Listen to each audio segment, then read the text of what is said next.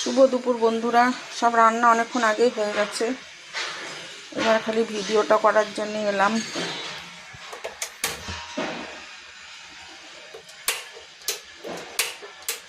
কালকে আমার একদমই বাড়িতে রান্না হয়নি বলতে আমি ভাত করেছিলাম আর ফ্রিজে যা তরকারি ছিল তাই খেয়েছি। ওই জন্য ভিডিও পোস্ট করতে পারিনি পরপর দুদিন। এই যে দেখো ভাত, আর এখানে করেছি দেখো এই যে সমস্ত তরকারি সবজি দিয়ে, মূলো, শিম, বেগুন, তারপরে মিষ্টি কুমড়ো, একটু লাউ, গাজর, ধনেপাতা সব দিয়ে দেখো চিংড়ি মাছ দিয়ে করেছি। চিংড়ি মাছ দিয়ে করলেও কিন্তু আমি পেঁয়াজ দিইনি, পেঁয়াজ ছাড়া করেছি। এই তরকারিটা ভাত, রুটি, পরোটা সব কিছুর সঙ্গেই ভালো লাগবে খেতে। আর চিংড়ি মাছের তো একটা নিজস্ব গন্ধ আছে বলো। এই যে একটুখানি গ্যাসটা জ্বালিয়ে নিয়েছি।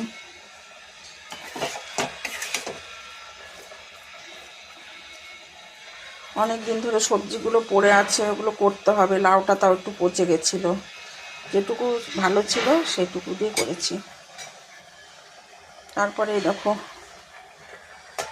এই যে কি গরম, এই দেখো এখানে সেদ্ধ ডাল করেছি আজকে। যদি আমার ছেলে সেদ্ধ ডালের অত ভক্ত না, তবু খাবে। এই যে ডালটা সেদ্ধ করার সময় একটা পেঁয়াজ কুচি করে দিয়ে দিয়েছি, কাঁচা লঙ্কা দিয়ে দিয়েছি, আর গোটা তোমার রসুনও কাঁচা রসুন দিয়েছি। 3 কোয়া রসুনকে একটু ছুলে খোসাটা ছাড়িয়ে ওই ছুরি দিয়ে কুচি করে দিয়েছি। যদি আমি ছুরি দিয়ে কাটতে অভ্যস্ত না, পারদর্শীও না, এই ডালটা খেতে খুবই ভালো লাগে। এই যে দেখো ছুরি দিয়ে কেটেছি বলে বড় ছোট হয়েছে। এবার আমি স্নানে যাব, স্নান সারবো, পুজো দেব।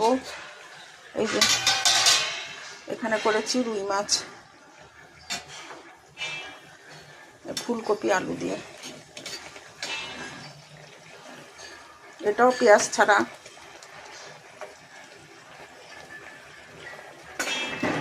কাঁচা লঙ্কা দিয়ে আর রোস্টেড মশলা দিয়ে একটু জিরে গুঁড়ো, ধনে গুঁড়ো দিয়েছি আজকে। আগে ফুলকপি আলুটা ভেজে নিয়েছি, আর একটুখানি কালো জিরে আর সাদা জিরে দিয়েছি। রোস্টেড মশলা দিলে আর কিছুই লাগে না। এই মাছটা কালকে